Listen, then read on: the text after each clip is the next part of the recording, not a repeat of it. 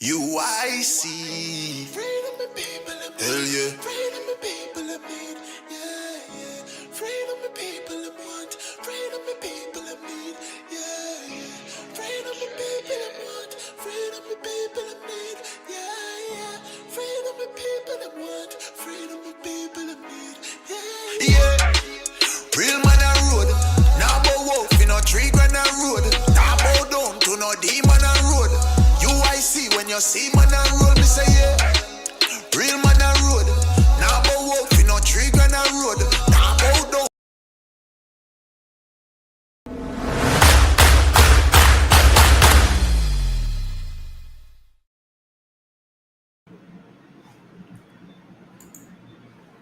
Hello and good evening to another edition of UIC Liberty TV. This is Joseph Patterson coming to you live from St. Elizabeth, Northeast St. Elizabeth to be exact. Tonight we're going to be talking about the taxi strikes that you're seeing going on in different parts of the island. You would have seen some activities in St. Thomas and you would have seen some activities in the Kingston and St. Andrew area. No doubt causing some serious pains for commuters. Not a laughing matter at all, nothing to joke about. It's a serious indication of the country coming apart at the seams. You're getting used to seeing a number of actions by our people, whether it's teachers, departing our country in droves because they're salaries are so low and working conditions are so bad, or you're seeing farm workers having serious problems being set up by their governments to be taken advantage of as slave labor in other countries. And you have seen the deplorable conditions over in St. Thomas, the long stretch of roads that have been dug up and creating quite a pain and hassle for the commuters. And the last couple of days, you now saw the taxi operators coming out in their numbers and deciding that they're going to withdraw their services from the commuting public. Very, very serious. The country is in trouble.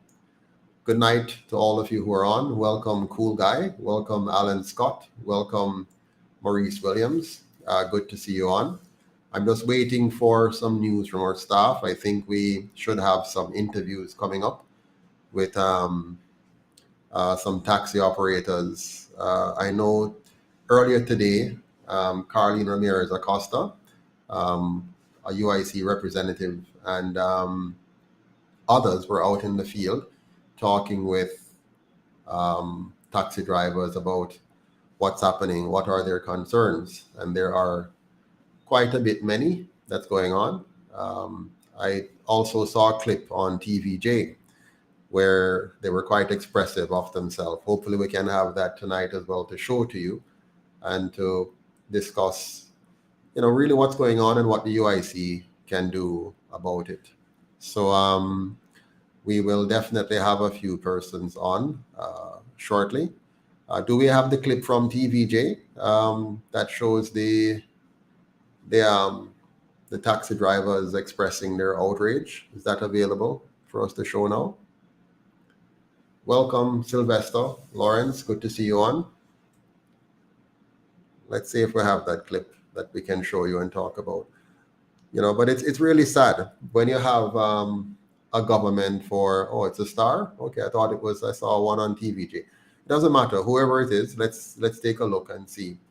But it really is a very serious matter that after 78 years, we do not have a government that is able to ensure, effective public transportation. It's quite a mess, the way that it has been designed, the public transportation system. It's quite messy, a lot of disorder, disconnection between the transport authority and the police. It seems to me that the government is trying to use the mayhem that's in our transportation sector to gouge the taxi drivers, taxi operators, to milk them, to extort them, to use the power of the state to force them into a corner and to get as much money out of them as possible. What are your thoughts? Are you ready for the clip? Let's see the clip now if you're ready for it. One beat, one fight. See me? One beat, one fight. This is a body. A bus operator. Everybody has the same pride. We as bus operators have backed withdrawal service on a peaceful demonstration because of the problems that we're being faced by the police. The amount of tickets that we are being issued with, the vehicles that are being seized illegally for things. Those are some of the things. There are no bus stops along Constant Spring Road. So if we're supposed to let off the people them, when we let them off, we're being ticketed. And yet still, the infrastructural developments that are there are positive. But nobody takes into consideration the bus operators. So in other words, they are treating us like mercenaries within our own country. But we are contributing to society positively. We move 70% of the working force. We move 80% of the school children. We pay tax on a daily basis, as well as we contribute to society in other positive ways of employment. They're going to take up your bus up there, so use brute force for things. And when they take it up, the examiner come and the examiner say the vehicle is fit, but yet see, we have to pay the wrecker fee, which it takes us 2 days to earn that money that the wrecker man is taking away in 5 minutes. So how it is positively affecting us? It's not. It's affecting us both mentally and physically. You can't provide for your family when you accumulate $20,000 worth of tickets. It cannot happen. We are targeted by police on North Woodland Avenue overall Constant Spring. North Woodland Avenue is a place that they give us the park, taxi and buses. And as you come around the corner, police are pulling over and give you a ticket. But the police are stop you on the place so they say we park and I give you a ticket. Then I give you one. A 4 and 5. 3. If they don't like you get 6. That's what them are dealing. This is the situation, you know.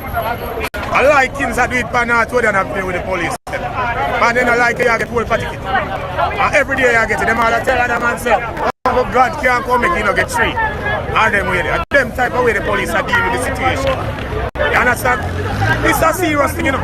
I drive a bus and I collect a little money a week time. And I get at least 10 tickets for the week when I'm going to pay that. A little bit that still, you know. I tell you that.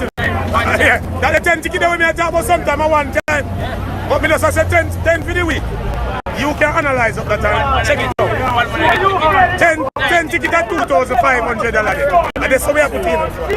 Just count that and tell them how much money that. Where we get it from mining, pick them. In bars, if we get the money, or we go and work out. So you know where I'm going now. I'll jump off my step and I'm turn to a different lifestyle. Somebody ticket them, you know, have to get them. Because you come on out to the avenue where you far. You're in a line of traffic. And a passenger just supposed to can't go and come out. Police see you, then ask passenger a question. A 3 ticket that. One time. You understand? A 3 that at least. A 3 that. You understand? It's an overall thing when I tell you about.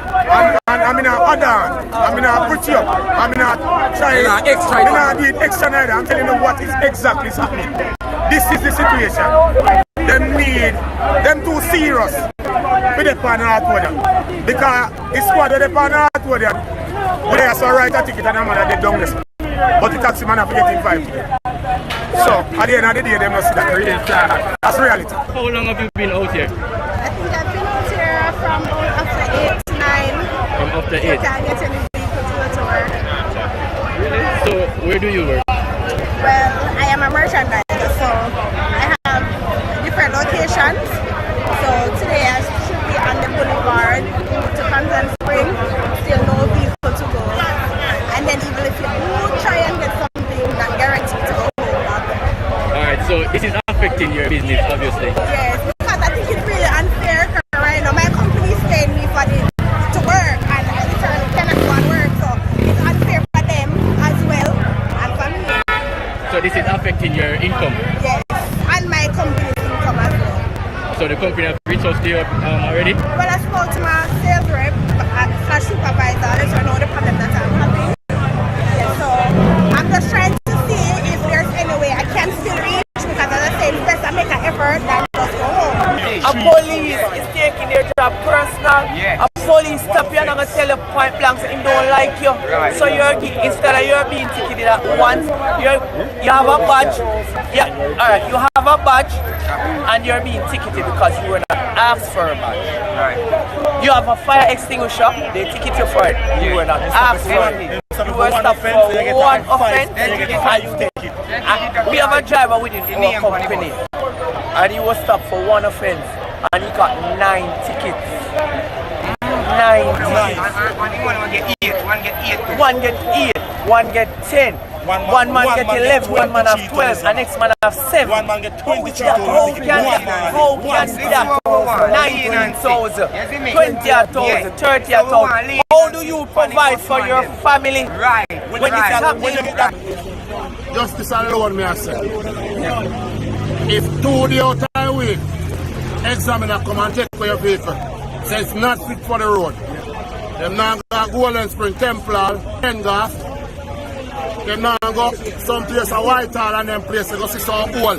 If it's full of water, baby and picnic drown. The road not fit for your vehicle them. So if you could go fit for your road. No talk truth, man. When the road bad, it mash up the vehicle. Right. So if the road first and then they can tell me it's a road with how much time for a week you can buy a tire in and a rocket? Yeah. And as you go down here, you know, a couple hole and rock 2 times that lick out. And shocks. And shocks. Eh? And you shocks say a Pro Box. All 11,000. That's some year them a sell that. How can I style that? So at the end of the day, how you have to fix that every week? Yeah, work for fix vehicle and pay a ticket, that's all we do. So one the bills and what we had. I would pick them. I would pick them. Or then go school. And watch I know, when you hold of them ticket I can't pay. See? You know what got license suspend and we don't have a job. And we don't have a job now, where you think we're going to do? Do the maths. We had a meeting, but the meeting was with SP Kessler, Inspector Steele, Mr. Anderson, who is one of the operation manager at the Transport Authority, and Miss Nicola. I don't remember her last name, but I was told that she's an acting manager also. We need a meeting with the head of Peace Depots, Mr. Gary McKenzie. We need a meeting with the Minister of National Transport and Works. We need a meeting with the National Security Minister. So we need those meetings because this is not affecting the economy in no positive way. Because a lot of person has gone home. The country has lost a lot of production in a negative light. So this needs to be highlighted. They come and they hear our cries. They are willing to address it until they can put it in law fully. Then we will go back to work. So how long will this? We are not going to say, but as long as they hold out, we can hold out. The country is set up for government alone and win. And does the government win and poor people ever lose? Now watch out. When you robbery for much years, I charge you $15,000 for no PPP. When never amen. That never in a no law. So the government are the biggest scammer. Look at it now. We pay all of the money there now. Want to the reimbursement. What we get back? Instead, we no amen one new set of ticket. What if it there?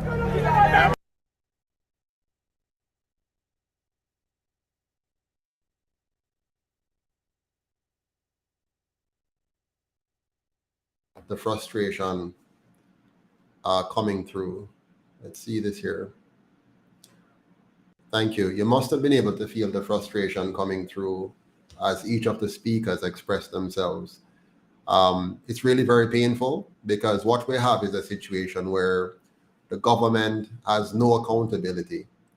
It is able to do whatever it wants to do, but the poor taxi operators must resort to this kind of action to be able to get some attention. I have on the line with me one such taxi driver, Mr. Desmond Myrie. Welcome, Mr. Myrie. Yeah, man. Good night, Mr. Patterson, and the entire Jamaica. How are you doing, sir? Why I want to tell my eye, Mr. Patty, so when me look on the start thing, you know, because I really something are going, you know? Yes, yes. Yeah, I I mean, really. as I watched the clip, I saw it earlier today, and I've been talking with some taxi drivers, including yourself. Yeah. A few things jumped out at me. One, I'm seeing where there appears to be some over ticketing taking place. I also see where there's a seizure of vehicles taking place and the cost of you to recover that vehicle. And I'm seeing where they there are no proper infrastructure in place, so proper bus stops and so on. And so as the taxi drivers seek to cope with that situation, they're being ticketed by the police on top of it. Now, you and I know that that taxi drivers are not the most well-behaved people on the road. Right. But we also know that our government is not the most well-behaved government in the world. So there are some problems on both sides, but let's be fair, balanced, equitable, and reasonable. So let's begin first with the ticketing problem. What is causing the ticketing problem? What's happening there? All right. Mr. Patty, so, you see, it not really matter how well you try if you avoid getting a ticket. Once you run a taxi, you are going to get ticket. All right. Now, I'm going to give you a simple scenario about me. You see, for the whole summer, I have my taxi. I have a 7-seat taxi, a 7-seated car. I'm run as a taxi. Well, everything. I never get my budget, but I have the receipt. Yes. My fully license, insurance up, everything up. It's straight. You understand? I mean, refuse to go out and earn an honest bread based upon how the officers treat people on a whole. For instance, I'm going to give you a simple scenario whereby I stop one night, I load right at the NCB at the Harper Tree. You're not supposed to do it still, but that is where the people then is. I stop, I get some load. But what happened now, I never see the police. But instantly, the police just stretch inside, lock off my car. I order me to come out of the car. I say, officer, you're supposed to lock off my car. Or I order me to come out of the car because me do something illegal. You're supposed to give me a ticket. You're not supposed to lock off my car and I order me to come out. So what happened now? You see that me I stand up for me right now. So when him do now, him start to give me ticket left, right, and center. And then him start to say, you want more ticket? Because the moment you stand up, yes. It's over. The police or the system treat you. Yes. Yeah, understand. So it's an abuse. It's an abuse of power. It's an abuse of power. It's all police. Yeah. So him as a police officer, so what I must say is you don't have the right to question him. If you open your mouth, and seek to stand up for your rights, he is going to abuse his power because he knows that he has the handle and you have the blade. Right. Based on the system. Okay. But one thing though, Amira, before you continue, the reason why you stopped where you did in Halfway Tree, close to the bank there, NCB Bank, and pick up the people is because that's where the people were, right? So the people congregate in that area. Now, why wouldn't the people go to another spot? Where's the nearest spot for them to have gone to? Where should they have gone? There's no other way. Them once you're going downtown, because we operate from Halfway Tree to downtown.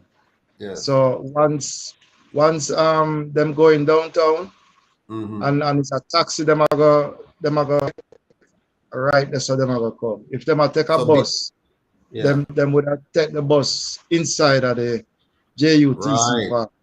So where you have the bus terminal, which is a little bit further down, going north, if they were taking a bus, There's a space there for them. They know to go right there, so, and get the bus. But when it comes down to taking a taxi now, there is no designated spot along that. No. So the government fails to provide a designated spot, and then the police ticket you if you stop and pick up people who are waiting to go home or trying to get a taxi to go home. So in other words, you must, if you're going to do a business like that, you must operate illegally because they have not designed it for you to operate legally. Yeah. What happened now? You have a legal, your papers them legal, everything about the car legal. But what happened? You cannot function. You cannot work as though you really want to work.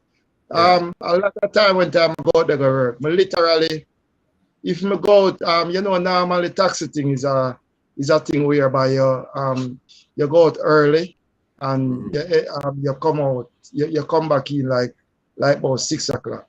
Me no normally do that. I go out like 1 o'clock because once I go out, my engine constantly running because anytime I do it like that, you end up get a lot of ticket because you keep running. You keep moving, you don't stop. Right. Once you stop, you're going to get a ticket. Once you stop somewhere and pick up. So it's like the people them have to us, they're at a certain place and whenever them flag you down, you have to look around and see the police before you even stop. Once we see a police, you know, I not stop. You can't stop. This type of system, Mr. Patterson, type of person what me is. I love to help people. That's how me is. The type of way of them make taxi things, you know. You see, if you see a old lady or a 1 foot man or so forth, you think it hard to take him up as much as you want to do it. But what happens if you take up that man and when you have to let him out, it might take so long to come out of the taxi. So by the time him to come out, probably by the time him come out, you get a ticket. Right.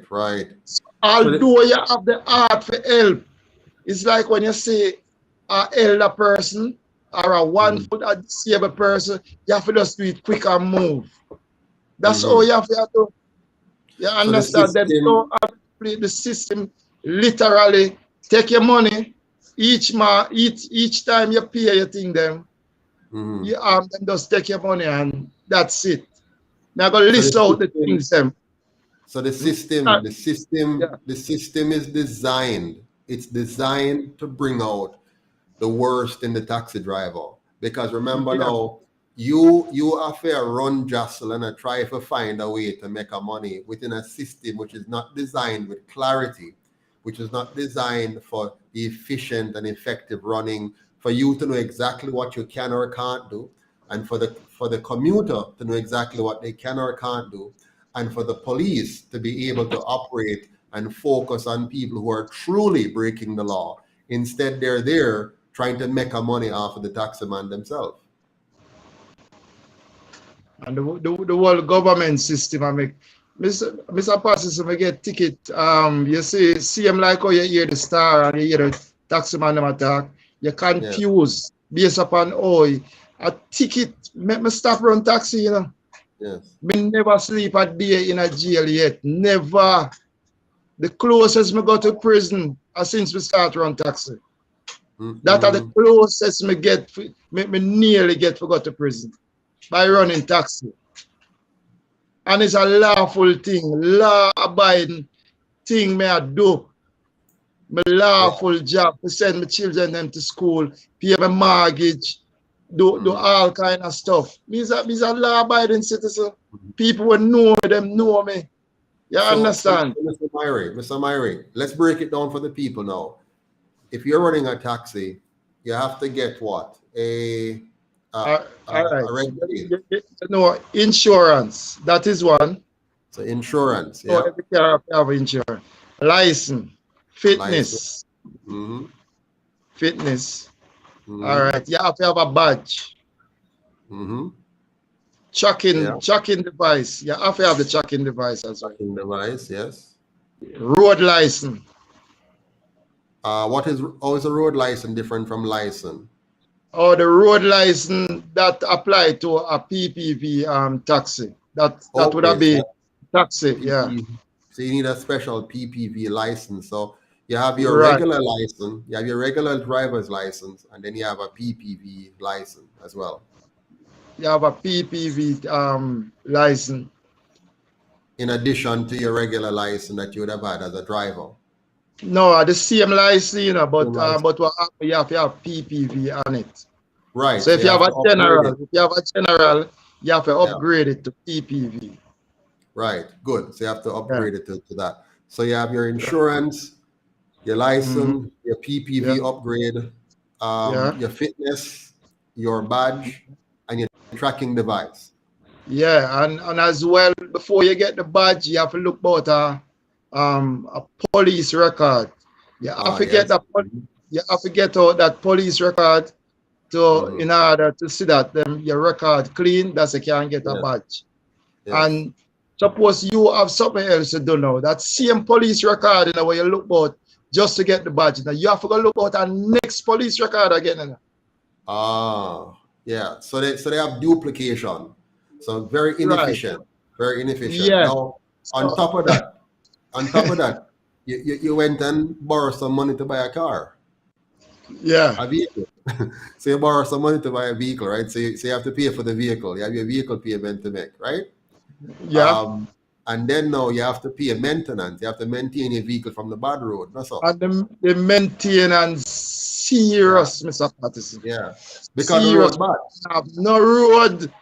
Yeah. So every time you drive, you dodge pothole. You can't miss all of them. So you're dropping in some, your shocks are mash up, your undercarriage get damaged, and your tires are wear out fast, your axles get damaged. So a whole heap of maintenance costs. Okay. Maintenance. So because the system is not designed properly by the government, you now have the added burden of being a criminal by virtue of their inefficiency. So their inefficiency and their ineffectiveness, their failure to design a proper system cause you even more cost, because now you have the tickets, you have the vehicle seizures, you have the price for record fees, you have the possibility of jail time, you have the anxiety and stress of having to look over your shoulder. So they really stress you out, which lowers the quality of service to the commuting public. Right? Am I right? Yeah. I feel look out for him. That is a 2 time I get hold. Yeah. 2 time I get. Go ahead. Hold up. By criminal. Oh.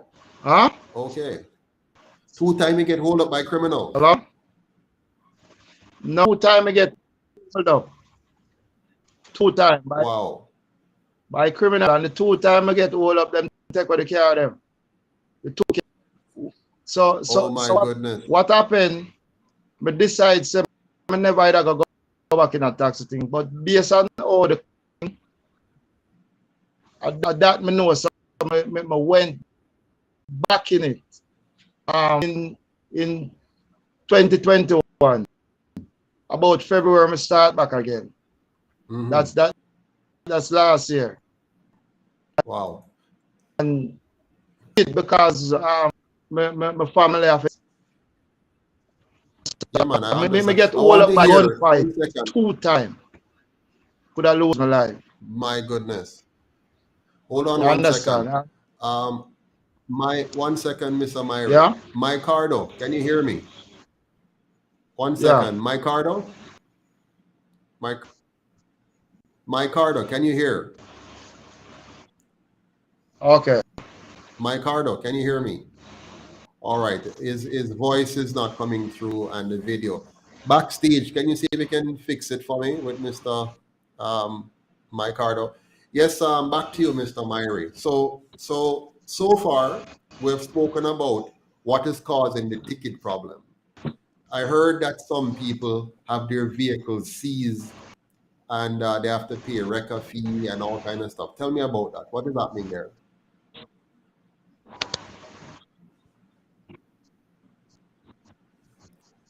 Go ahead, Mr. Myrie. Can you tell me what's happening with the What happened? vehicle My seizure? vehicle, I never got. My vehicle never seized yet because I always try to have paperwork straight. But I'll bring contrary to your once them say use a contrary job. Supposed to say if and you understand that truth. So they do them will seize your vehicle and keep coming and you will have to pay money and stuff like that. I know the whole procedure about the vehicle because my vehicle never get seized before. You understand? The whole 100 body. Yes. So I couldn't tell you exactly how it go about. No problem. There The was seizing a like that. there was an Probably based upon say for instance.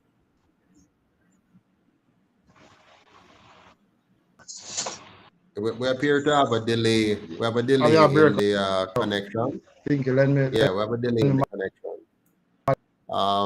Can you hear me clearly? All right, people on the live, can you hear me clearly? Mic check. Can you hear me clearly? Am I breaking up? All right, Mr. Myrie, the next question I have for you is this. I wanted to know, there was a situation where the government was charging some fee for a few years, but they were breaking the law. Do you remember that situation?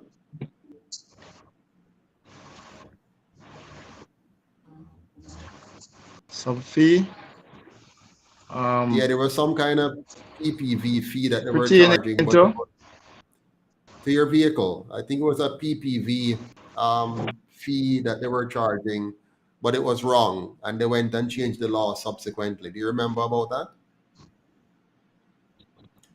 You don't recall? Oh, I heard about it. Right. Yeah, but I don't know fullness about it, so I'm try to get into that. I don't know the whole thing. No problem.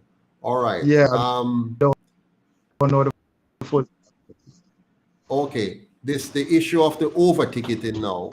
What is it that drives the over-ticketing? Is it situations like what you mentioned earlier, where the police just trying to spite you? Why would they give one guy got 23 tickets?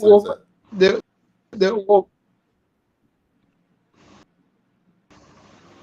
over-ticketing thing, Mr. Party said it does simple by just stop and pick up somebody. Stop and pick up or stop and let off somebody. That's basically them type of ticket they get. I mean, some driver, you know, some driver with 5, 6. You know, a lot of law-abiding driver will do them thing. But the moment you stop and let off somebody or pick up somebody, the police come up on you, tickets, and the ticket them range from $5,000 to $3,000. Yeah. And you get 2 or 3 of that. And you have to skill. May I tell you have to skill to get a ticket. Right. You have to skill. Right now, Mr. Patterson, I am literally not running taxi right now. I use my taxi, you know, but me not out there every day again because school open up and I start school children. Enter you out there and I do taxi. A criminal work, other man. Them make taxi work like criminal for do it. Wow. Yes. So they have turned taxi man are the criminal right now, based upon this system. Yes. So tell me, do you agree that maybe they're doing this as a form of increasing government revenues as well? Do you think they have quotas that they need to make, you know? Like the police, they might be making quotas that they're told to bring in. Extra. Yeah, man.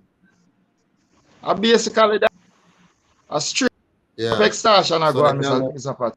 Straight up extortion. so Started by the government. so the by the- government is using so the government is using the police to increase their revenues. So it's not really about public safety and ensuring that we have law and order. It is about extorting one segment of society. Yeah? Okay. No, Okay. extortion. Okay. Now Yeah. do you think it is fair? Do you Straight think up it is fair extortion. for do you think it is fair for you, the taxi operator, to have to ensure that your vehicle is fit, but the road isn't fit that you're driving on? Is it fair for you to have a fit vehicle, but the government doesn't have to give you a fit road? It is not fair because travel overseas, Mr. Pattis, and I amongst family, and I never see people visit garage so regular overseas. Out here, trust me. All the time you know want to go there, you have to go. Out there, two of them I go buy 4 shacks for the same 7 seats of how much? I think a $51,000 for the 4 shack. Right. Wow. 51,000. Wow. And we get discounted. Wow. We get a discounted we get a discounted price. I think about 45,000 pay for. So from a profitability standpoint, what happened that the kind of dates and for sure. yeah. From a profitability standpoint, I mean, a famous about it. Don't fear none. How are you profitable as a taxi operator in this? You cannot profit How out does a person become profitable? Yeah. I mean, because you're at a great disadvantage. You're at a great disadvantage because when you look at your cost structure, the amount of cost you have to incur from all of the fees, the gas, the maintenance, and then you have to hide from police to make a money. That doesn't sound too profitable to me.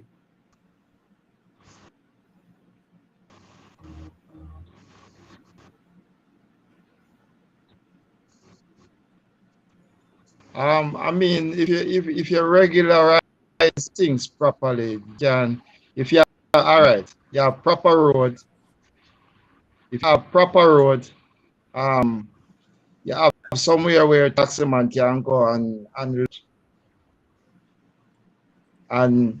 can operate freely. I think probably you can make some money out of it. But based upon how it's set right now, no. And a lot of youth out there right now, them are work for people to pay back the loan. All right, you're breaking up a lot. Yeah, you're breaking up a lot. I can't hear you clearly. But hold on for a little bit. Hold on for a bit. 1 minute.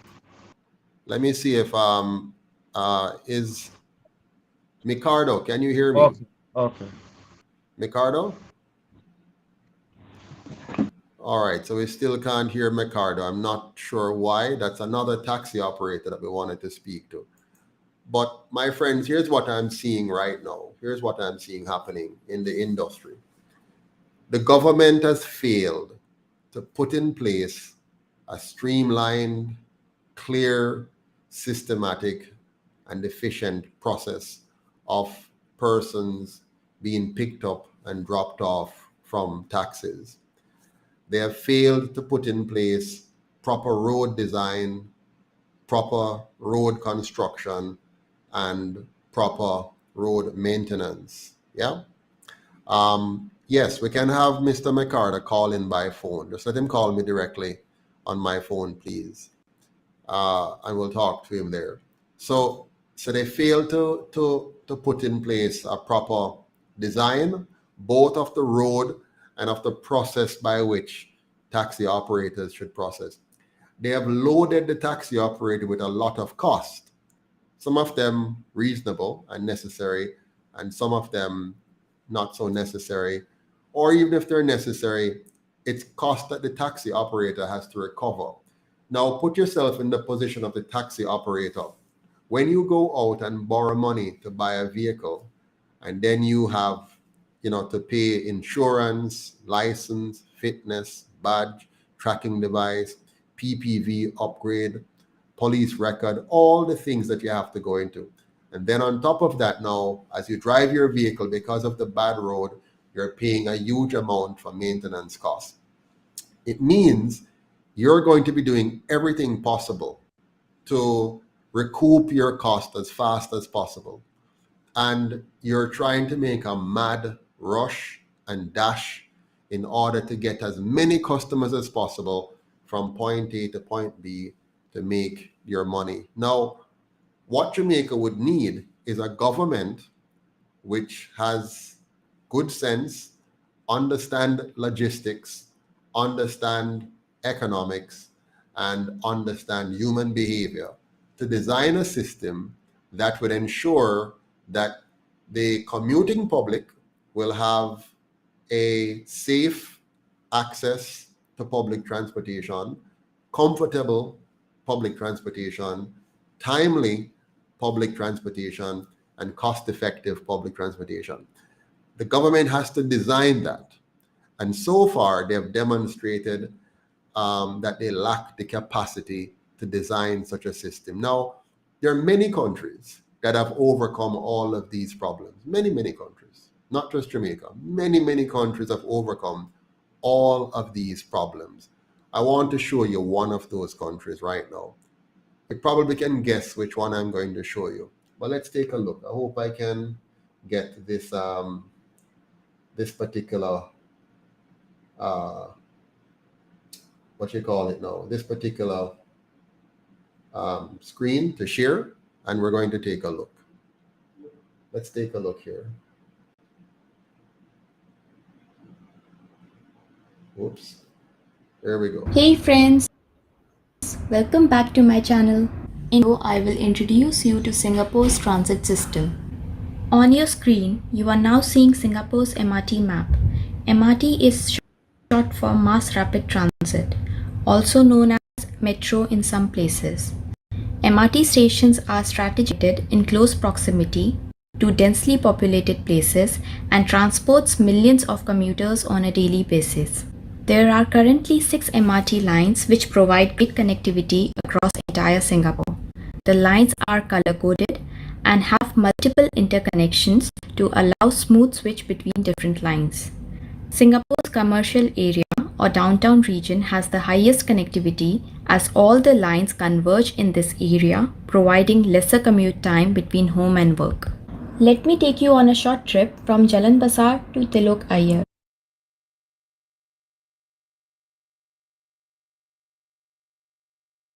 On your left, you can see the ticket counters. This counter can be used to purchase the standard ticket, check your balance, or recharge your card. You can also purchase travel cards called as EasyLink card from the passenger service counter, which is usually located next to the entry gate. Let's head to the platform. I will tap my EasyLink card for the gate to open. Since there are 2 platforms with the trains running in opposite directions, you can check on your route before hopping in the train. My train will come at platform A. The frequency of trains is quite good and usually between 2 to 6 minutes. Here's my train.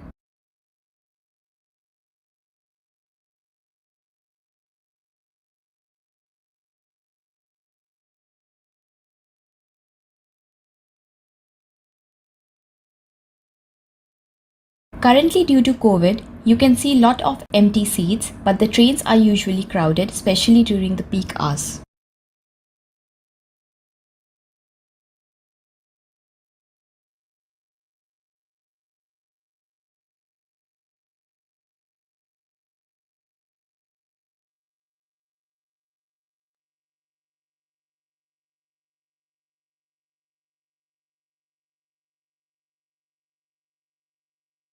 You can also find several charging points at the stations.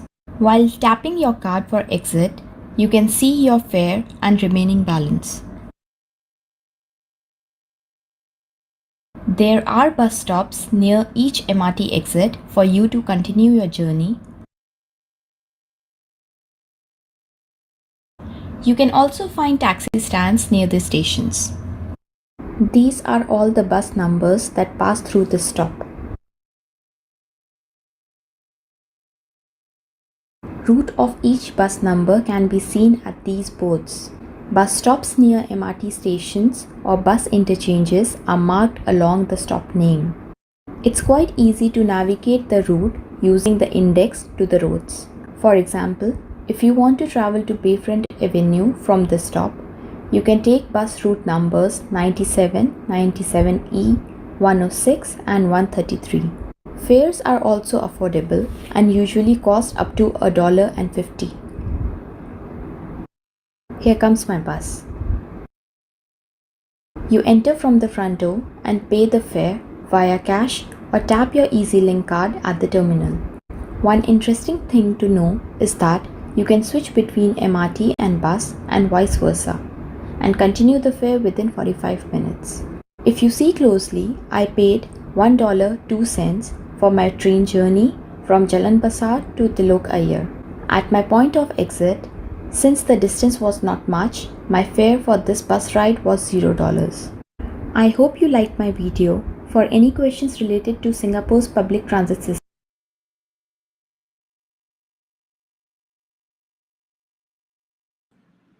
All right, so that was a quick touch on Singapore. They focus more on the train system and then the interconnection with the bus. They didn't get into the taxi piece.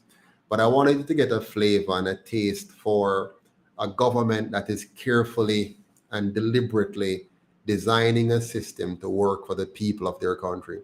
In Jamaica, we have not benefited from having a government that either has the capacity or the interest to have the capacity to carefully design a public transportation system that will serve the people. Generally speaking, the public transportation system we have in Jamaica has no regard for the citizens. They treat us like pigs, like animals. You understand? The same way they keep the country dirty or dirty, to use our language, is the same way the transportation sector is miserable. It is not designed with the love and care for the people of Jamaica to want to make sure that we, the people, have, accessible, comfortable, timely transportation that we can be proud of.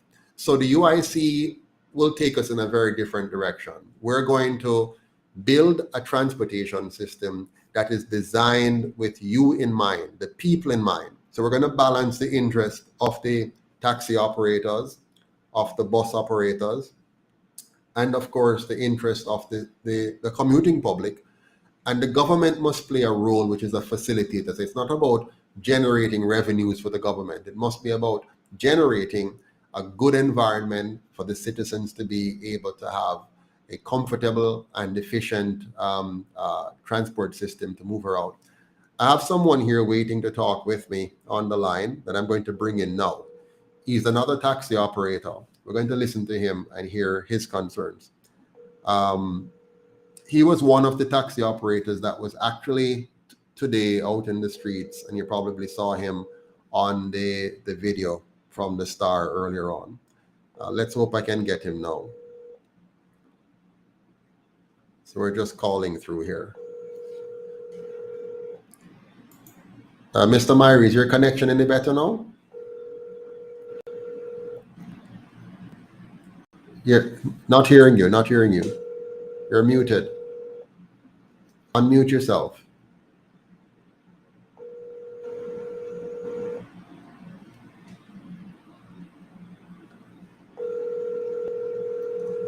All right, I'm not getting him now.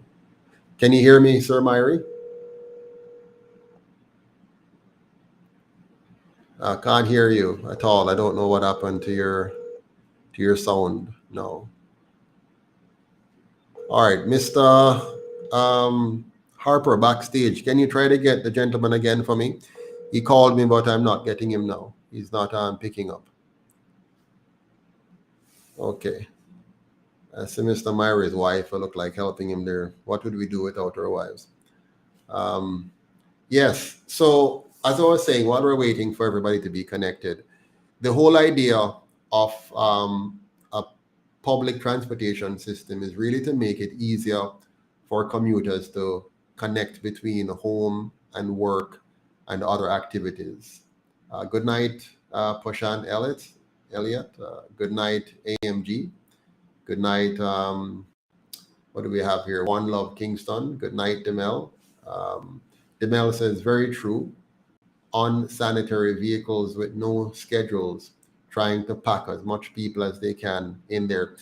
And the government, give the taxi operators a bad name, because what's really happening, my people, is a bad system begets bad behavior. So if you have a bad system, if the system is not designed optimally, it is going to cause people to behave certain way. So for example, if you don't plan carefully where people should load and unload from vehicles and make sure it makes sense, then you'll have a problem. Here we go. Hello. Yes, Professor.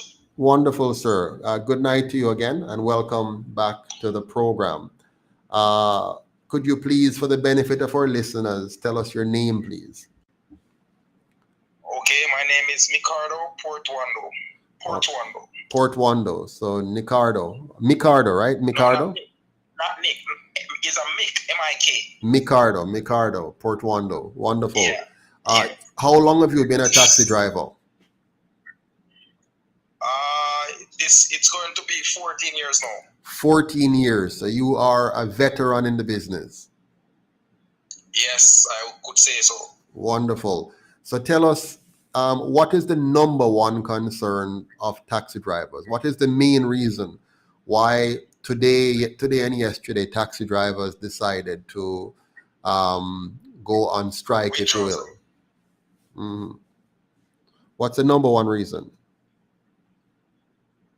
Number one reason is the tickets, The tickets is the number one reason. Mm-hmm. But there's a lot of reasons behind, besides the tickets too. Mm-hmm. But tell us first about the tickets. What is the problem with the tickets? What is causing it? What's happening? Okay, most of the police officers. All right, a lot of people tend to say taxi drivers drive reckless and have the worst thing to say about taxi drivers, right? I agree, you do have some taxi drivers that give taxi drivers that bad name. I agree with that. Mm-hmm. But what I'm saying is, you have plenty of police officers out there taking advantage of their power and giving us some tickets that is not necessary at times, or sometimes the taxi man is not to be blamed for the act which they've been prosecuted for. Yes, give us some examples of what they ticket you for. All right, for example, now the badge is not very easy to get. Transport, I don't know what's happening with them, but when they apply for a badge, first they're telling you that it was a case that you have to go to school and class, and it was so tedious that, not saying that the taxman wouldn't try to do that, the taxman would agree and try to do that, But look at it now, a man have his kids at home and to stop to go to school and all of that. It's very, very, very, very, that's going to be very hackling for him. Right? So they did a thing the other day over the bus park where they say you come and you sign up for it and you get a receipt. And that receipt is basically valid as in just as you would have the badge. Right? Okay. So once you have that receipt, if a transport authority person that stops you, that receipt could show that receipt and you're okay. Okay. No, that same receipt, when I show a police officer, he's telling you that receipt is not an actual badge and still go ahead and give you a ticket for $800. Okay. So what they're saying is, and I'm repeating this for the benefit of our listeners and viewers, as a taxi operator, you need to have a badge. And that badge is to say that you are certified to drive a taxi. right? That's the purpose of the badge. Passenger vehicle, yes. Right. So you can go to school for that badge while you're a taxi driver, or you have to get the badge before you become a taxi driver. That was the procedure. You have to take some class Before. I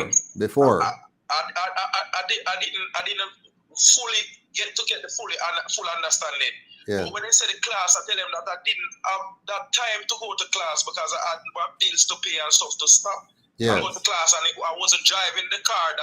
The car wasn't mine. I didn't own the car. I was working for somebody at that point. So it was very hard to take time off to go to class to get a badge. So hold on. So how it worked was this: you were always a taxi driver, and then one day they changed the rule and say now you need to have a badge, right? And in order for you to get that badge, you have to go to classes, right? You have to go to classes. But in reality, you were already a taxi driver before this. The laws now change, and you still needed to balance getting to class versus getting a money to feed your family. Exactly. Okay. And so now they change the rules again and say, listen, you can come now and get a receipt to show that you have paid some money, I guess, to take the class. That you're in the process of applying for the badge. But once you have the receipt, yes, you're good to go. Right. So the transport authority says once you have the receipt that shows that you're in the process of getting the badge, you are legitimate on the road. Yes, you can work with the receipt. Right. And then the police now, they disregard that altogether and say, we don't care whether you have receipt or not. If you're not in possession of the badge, we're going to ticket you. The actual badge. You're going to be prosecuted. And now let's say police number one find you with a receipt and charge you $800, and you drive one block down the road, and another policeman catch you again, and you still have only the receipt. Him can charge you $800 too. Right, and they don't care. So you would just drive for the whole day, and then if you're unlucky to book up in different police that want to see an actual badge. Yes. For the day you can accumulate up to $5,000 worth of badge tickets. Exactly. So now, do we still have the situation where a police might use that in order to extort you? Of course. Definitely. So basically, just off the record here, we're not going to say it happened for sure, but it is very possible a policeman may just use that to pull a money out of you. Right, but you see now, to tell you the truth, yes, that part, I wouldn't want to go down the line of that part, right, with the extortion, because once I'm not saying it's not happening on the road. Yes. But for my personal self right now, I haven't experienced that right for a good while now. Right, for a good time now. Because not saying that has not happened to me, but yes, for a good time since I've gotten my PPV red plate and my PPV lights and everything. Mm-hmm. That kind of phase down right now. Right, it's less. Yes, because we have also. I'm very close to being fully legal. It's just right now I don't have a badge. I had the receipt the other day, but I lost my wallet with the receipt. So I'll try and get back another receipt again. Right. So your contention is, just to get this part clear for everybody, your contention is that, one, there's a disconnect between the police and the transport authority in terms of recognizing the receipt, and two, the police is behaving, in your opinion, excessive in the amount of charges they're laying on people like yourself for not having the badge yet, right? Definitely, and the badge does the badge alone. Right. For example, let me give you another example. Yes. Say you drive on the taxi stand on North Odeon, right? And there's a lot of the road is blocked up with private users and the taximan trying to get on the little stand because the stand is not enough. It's a very small stand for all the taxi that's out there. Okay. It's not enough, right? So you driving now on North Odeon now and a passenger, without your acknowledgement, opens your door, right? Yes. and exits the vehicle. There come no officer come to you now. Driver documents and license and documents. You're like, what did I do, officer? And he's gonna say to you, obstructing of traffic because you're letting off in the road. And you're like, officer, I didn't tell the person to come out the vehicle, you know, and I can't control somebody to exit or enter the vehicle. Right? Right. And right there now, you're gonna get a ticket for obstructing traffic. Then you're gonna ask if do you have a badge, and the list goes on. If it's one of those police officers that like to pressure you, not saying that it's all of them. You have a couple of them who have conscience out there, you know. Yeah. But it's just a few. Majority of them don't have any conscience. So basically, what I'm hearing here is this: you have another problem where the taxi stand where you're supposed to go as a taxi is limited in capacity. Is that what I'm hearing? Right. The price side resort tax tire. Understand where I work. Yeah. You have 20 car park there, Barbican car park there, price side car park there, Whitehall car park there. And to tell you the truth, it's not even a taxi stand. It's just the owner of the gas station give us a blind because he don't want us to block up inside the gas station. So he just give us that little corridor right there. So hold on. And the bus park right there. So this is not even a government designated area. This is a private citizen, a business person, allowing you access to his property to pick up and drop off people because him trying to cope with the situation. It's not a designated area. So the government so then, hold on, I don't want to cut you. It's basically helping us out more than even the government because exactly. The government do not want to give us a taxi stand or a park. So hold on. So the government has given you a permission. Okay, the government has said to you, to the Jamaican people, we will give persons a PPV license to operate as a taxi. We will cause them to incur a lot of costs from borrowing money to buy the vehicle, paying insurance, licensing, getting fitness, putting on tracking device, getting badge, getting police record check. All of these costs we're going to put on you, plus the cost of driving on the bad road. But we're not going to make sure there's a clear and effective way for you to pick up and let off customers. That's what I'm hearing. Is that correct? All of that, and they don't give us a designated area to park to do our job. And then we're going to now have the police hound you down and ticket you as much as possible to get extra money out of you on top of all of those other costs you have paid already. Yeah? Exactly.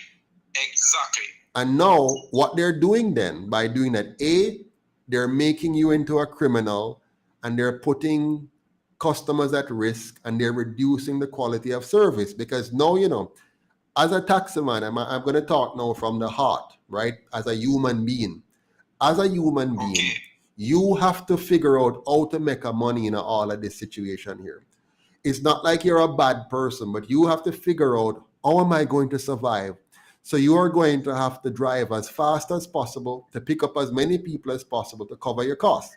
You're going to be tempted at every point. You don't want to miss a customer, because you never know where the next one going to come from. You never know where the next time you're going to be ticketed and have to pay $800 or $1,600 or $2,500.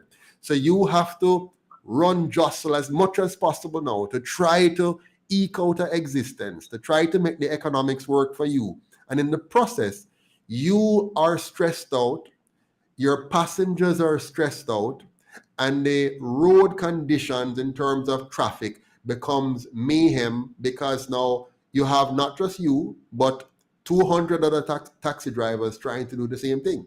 And this now creates a nightmare for all of us while the politicians sit in their air-conditioned offices and have chauffeur drivers and security at the cost of you and me. They don't care about us right now. To tell you the truth, I am hoping I'm hoping for this party right here get real justice, and as long as they're with the people and for the people. I have never voted in my life yet because I don't see the reason to vote. I don't see progress in none of the parties. So if I see a party that's aiming to progress and for the people and with the people, I will vote for them. Absolutely. And I tell you something too. This party, the UIC, is not like any other. We're not bought and paid for by the PSOJ oligarchy. We are owned by the people of Jamaica, so we have to defend you. And so what we have to do now, on September 22nd, tell all of your taxi driver friend them, on September 22nd, we are going to have a walk for good governance now, because it's bad governance why you and your family and fellow taxi drivers are suffering. Because there's no reason why the government of Jamaica cannot take the time to properly design a system that does not create onerous responsibilities for anybody, whether it's the drivers of taxis or the passengers themselves.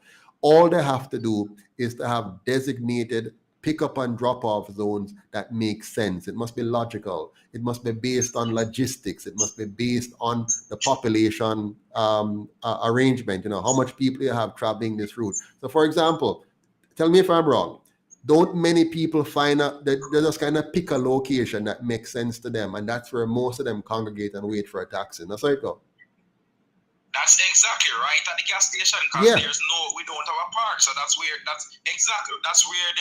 gas station owner gave us and it's been years we've been asked for a parking area and we have been denied. And to tell you the truth, Mr. Patterson, it was worse than this before. Yes. They gave us the type of road license we have is called an active carriage. Mm-hmm. And do you believe that on the road license it states that we are allowed to operate within St. Andrew, St. Catherine, and the Kingston area? Mm-hmm. And do you believe that they're saying that we are not supposed to stop at a bus stop and pick up anybody? You believe that? I believe anything that these guys will do, anything to mess up our lives. So you cannot go and pick up a person at a bus stop. It's just the other day they kind of free it up away. So it's like they give us a small blight and take it back. Give us a small blight with one hand and take it back with two hands. I don't understand what they're doing. It's like they have us on the edge to always, begging or something. There's have us like oppression. They want to always oppress the people. That they always want to oppress the people, press you into a corner. Well, we're going to fix that. We're going to fix that. This has to stop. Somebody is saying that we need to get the police on the call. If there are any police officers out there, please contact the number 2930812. So somebody in our back office can connect you with me. So please contact the number 876-293-0812 or 471-6598 and let us hear your side of the story. So far, the side of the story from the taxi operators is quite clear. We have a government that does not care about designing a system that works for the people of Jamaica, that is equitable, fair, and balanced for the taxi operators, and that will cause us to have a safe, clean, and orderly and comfortable transportation system. Mr. McCarter, thank you very much for your time, sir. Have a good night, and looking forward to working with you. See you on the 22nd, downtown Kingston at the Ward Theatre if you can. All right? Okay, no problem, Mr. Patterson. Thank you, sir. For your time too. My pleasure. And I would just love to see this thing work out. Yes, man. Because we've been suffering for plenty years now. 78 years. 78 years of suffering, and it must come to an end now. Thank you, sir. Take care. All the best. Okay, Mr. Patterson. Good. All right, my friends, there you have it. Another taxi driver explaining to us their sufferation. Let me see if Mr. Myrie is back. Mr. Myrie, can you hear me now? Check your voice. Your microphone fixed? No? Yes, we can hear you, but you're breaking up. Say something else. Oh, somebody just called me. Yeah, man, I can hear you now, loud and clear. I can hear you now. Can you hear me?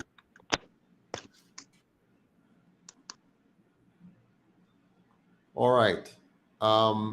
So we learned a lot from that caller a while ago. We learned the police is over ticketing, and that they're probably doing it as a form of victimization. I can hear you, Mr. Myrie.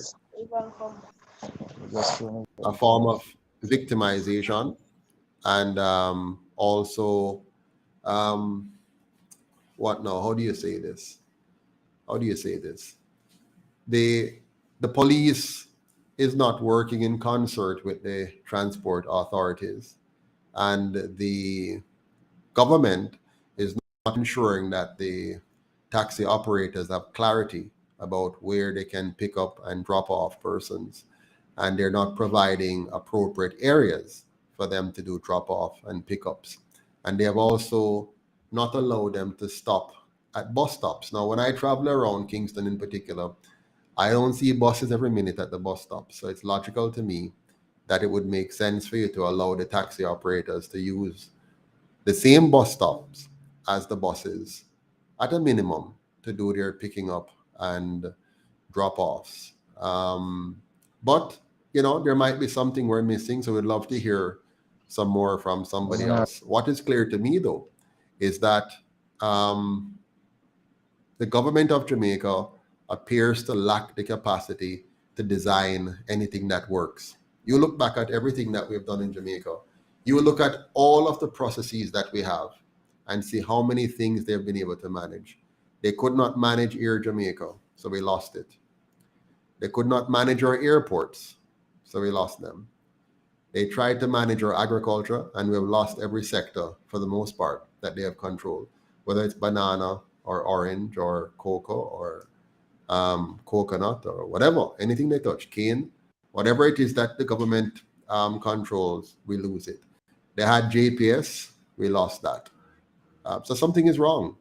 And, what bothers me is that the government that we have today is the same one that we've had for 78 years.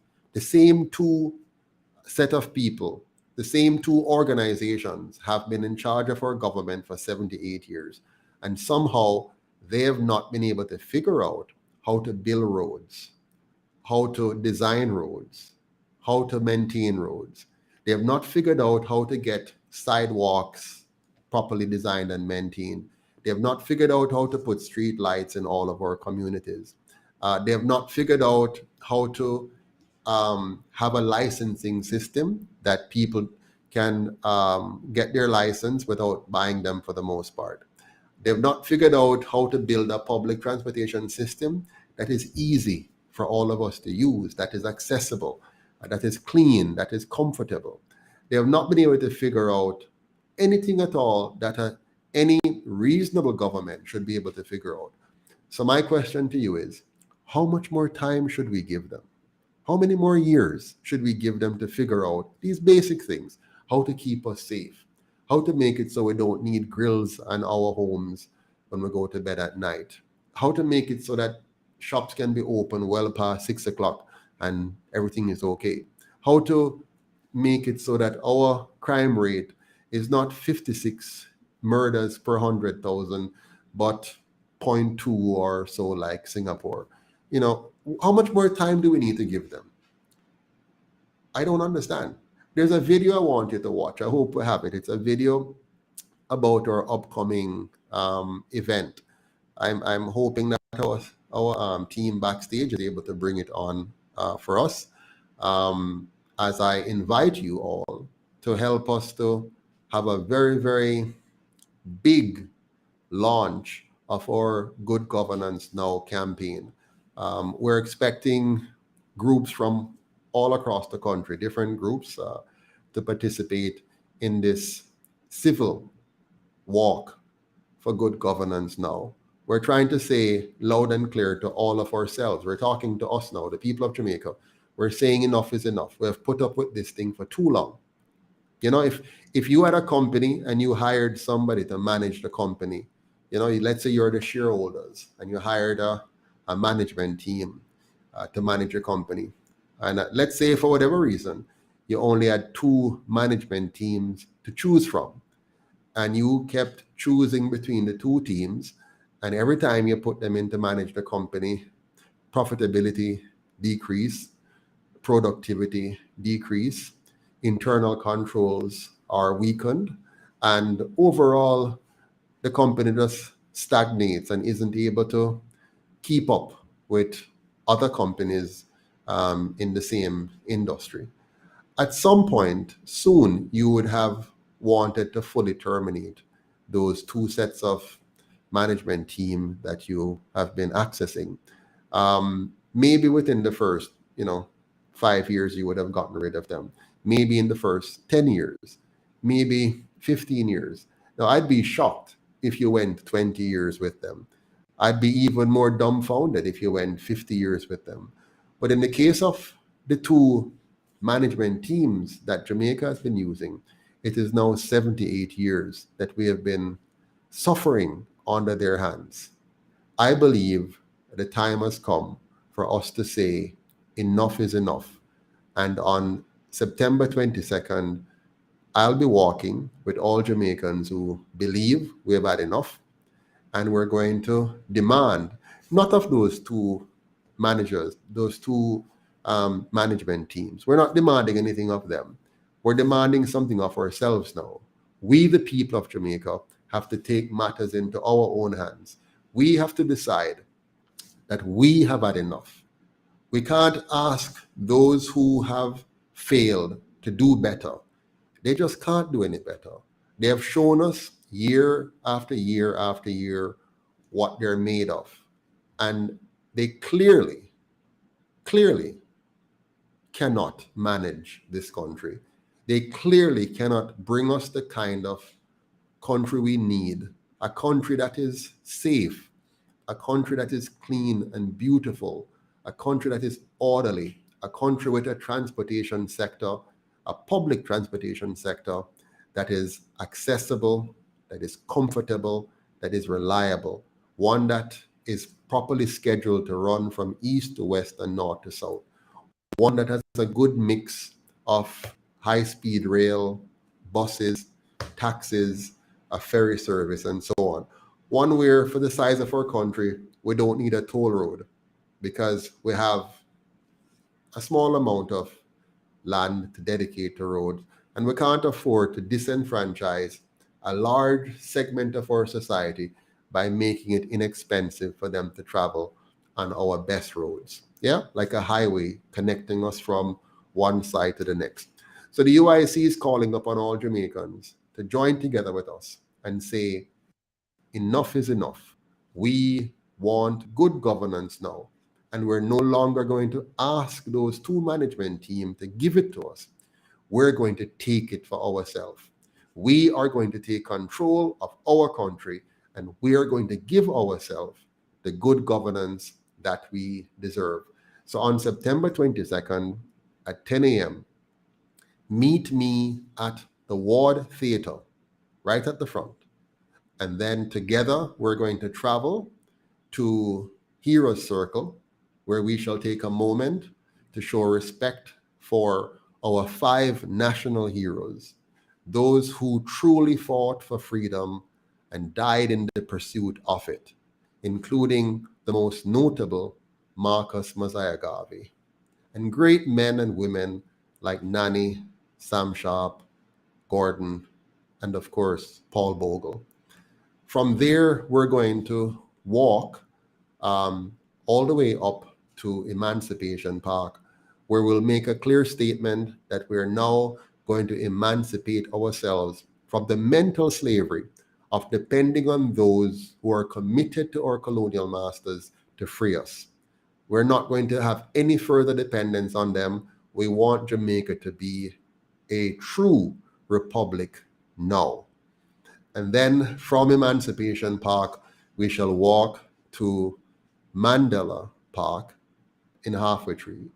And there I will give a speech, one that will outline for the Jamaican people how we're going to move this country from the wasteful, corrupt, and dilapidated state it is in into a truly magnificent first-class country with a first-class public transportation system, a first-class system of governance, a first-class education system, a first-class public maintenance system. So we have clean streets, good sidewalks, solar-powered street lights in all communities, a fixed address for every single citizen, something as simple as that, which we don't have, a fixed address, and a country where all of our young people, when they leave school, they're able to be enrolled in a meaningful activity that keeps them outside of gangs. We're going to have a police service, not a police force, a police service that is going to serve, protect, and most importantly, respect the people of Jamaica. And we're going to have an armed forces, which is going to ensure our borders are protected, so no more illegal guns or ammunitions can come in to our country. We're going to have teachers again, men and women who walk and behave in a manner that students and parents and communities can respect. They're going to have the kind of salaries that is befitting those who are teaching the nation's future leaders and scientists and engineers and all sector of workers.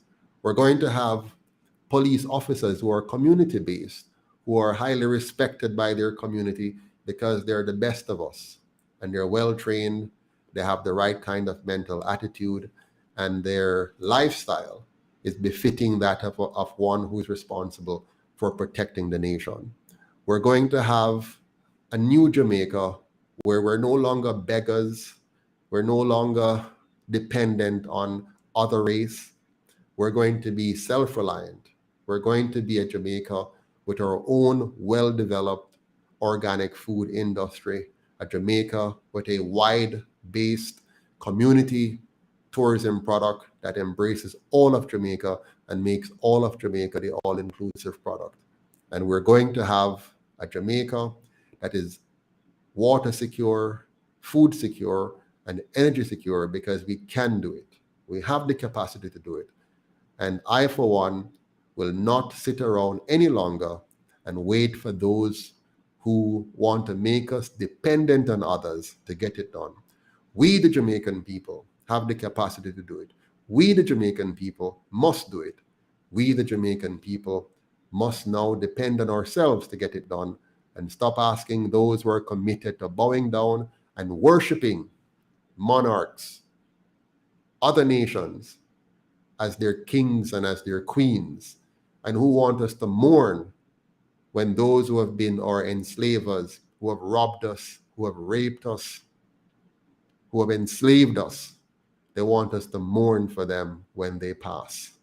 No, we're done with that. All them foolishness they're done. We shall no longer subject ourselves to such degrading way of thinking. We must accept history for what it is. We must learn from history, and we must rise above the history of slavery. We must end the system of slavery in our minds now. We must break off the shackles of slavery from our minds now. And we must embrace our destiny as a people that are able to govern themselves well, that can build a better economy, that can build a better education system, that can build a better security system than was given to us or imposed upon us by those colonial powers that have so far figured out how to manipulate, degrade, and suppress us. The time has come to end that. And I'm asking each and every one of you who are listening to take a personal position tonight that you will no longer allow yourself to be tricked by those who have tricked us for 78 years using our own people, and who have tricked us before that for some 400 years using their people. The time has come for us to shed that skin, bury that past, and build a bold new future. one that will make Jamaica the first ever non-partisan constitutional republic of the world, where we protect the individual sovereignty of all of our citizens, and where we ask every one of us to be personally responsible for the choices that we make, and where as a collective we find a way to build the economy that we want, to build the houses our people need, to build the schools our children need, to build the healthcare system that transcends the pharmaceutical solutions and allow us to once again understand how to use what we have here, our God-given resources, to heal the nation. We can do it. We must do it. We have the capacity to do it. Let us rise up on September 22nd and leave no doubts in the minds of any single solitary Jamaican that we have turned the corner, and say goodbye to those who want to keep us under the colonial system. Let's say goodbye to that colonial system and say hello to a real new Jamaica. Do we have that video to play now? I wonder. Please go ahead. Thank you so much.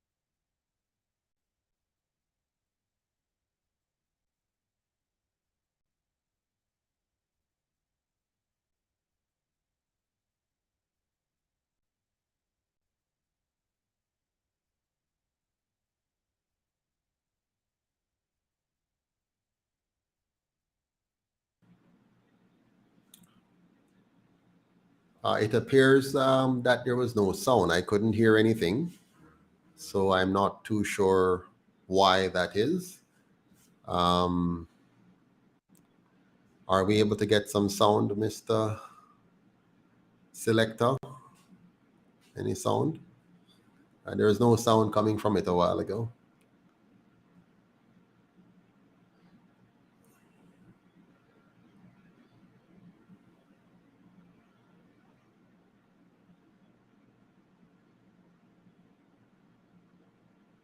Yeah, still no sound.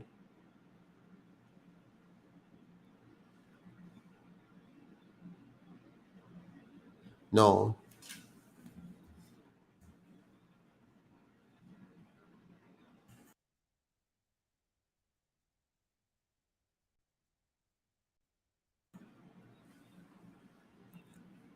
Okay, so, well, that was a silent moment. I'm sorry that you weren't able to hear the sound, but the essence of it is I think was captured in the notes there. But here's the thing. We're in a serious Jamaica right now. And in closing, I want to point out something very important to you. You should have seen it already. They have decided, the private sector organization of Jamaica, the elites among them, I call them the oligarchs, they have decided that the Jamaican people should not hear from the UIC. Right? They have decided, and they have worked assiduously to make sure that the Jamaican people do not know or hear from the UIC. They, working through their two sides of the same coin and working through the media that they control, they have ensured that the UIC is excluded from the conversation. They just did a poll recently, and the poll only focused on the two sides of the coin they want you to focus on. They're working very hard to make sure that Jamaican people believe they have no options but the two options that the PSOJ oligarchs have presented to them. They're paying for those two options to make sure that they lock you into those two options. They do not want the Jamaican people to know that the UIC exists, and so they have tried everything possible to keep us out of the public's view. They do not include us in the news cycle. They do not include us in the polls. They do not include us in anything at all. They don't even mention our name. They're trying very, very hard to make sure that nobody knows. But guess what? You know. And if you tell 10 persons, and those 10 persons tell 10 persons, you see what's going to happen. The UIC has to be spread by word of mouth. Yes, we're on TikTok. Yes, we're on Facebook. Yes, we're on Twitter. Yes, we're here on YouTube. But even those algorithms are being manipulated by the powers that be to suppress the UIC. Okay? If you look closely, you will notice that they've suppressed our numbers on every channel. They're working overtime to make sure that even on social media, where you think we should be able to gain visibility, they're trying very hard to suppress our visibility there. Why are they doing this? Why don't they want to know about the UIC? Because they know that the moment the Jamaican people realize that there is hope, the next poll that they do, it's going to say the two options that they want will be somewhere in the region of less than 30%. And the UIC will be somewhere in the region of around 50 to 60%. Why will that happen? Because the UIC has the answer for all of the problems that Jamaica face. Because the answer lies in good governance, something that these two parties will never provide. So my fellow Jamaicans, it is up to we, and that is why on September 22nd, we're not demanding anything of those two parties. We're demanding something of ourselves. So on the 22nd and before the 22nd, you and I need to use word of mouth, share with our family, our friends, our co-workers, and our enemies. Tell everybody and tell them to tell everybody that them know. And let's spread the word like wildfire. Share all of our video contents. Share all of our activities with everyone you know. I need your help also to find candidates, because one of the problems we have with candidates is that them don't have no money, which is true. They have made sure that they have impoverished the nation, that even the best among us don't have any money to participate in politics, even the best among us. We have put up a valiant fight, using every available inch of our resources to come to you and to make this party available. But they know that the people are poor.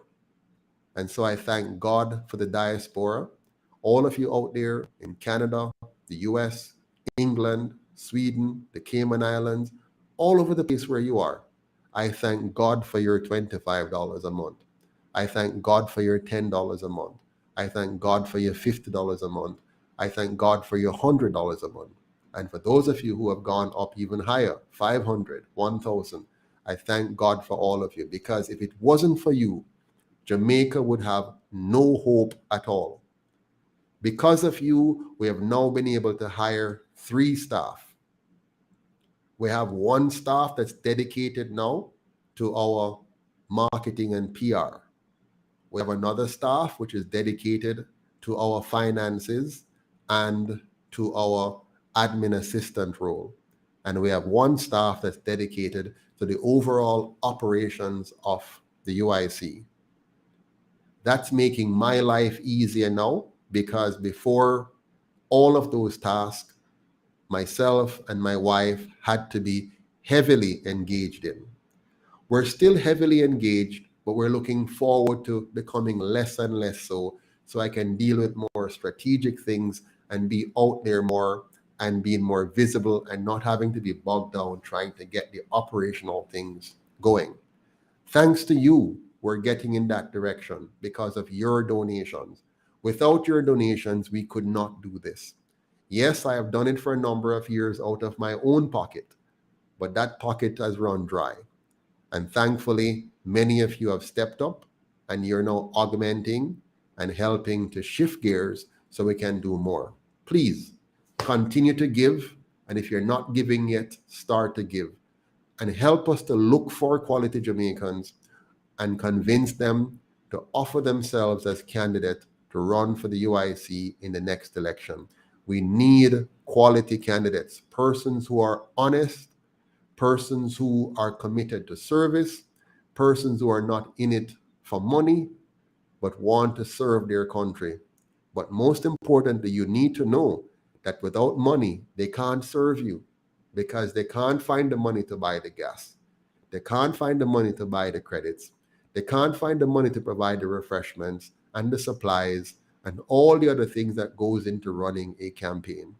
We need your help if we're going to be able to run an effective campaign and have candidates in all of the divisions and the constituency. Okay, tomorrow night we'll do some Q&A. We're a bit late now, so thanks again for your time. Have a good evening and see you tomorrow. Take care. All the best.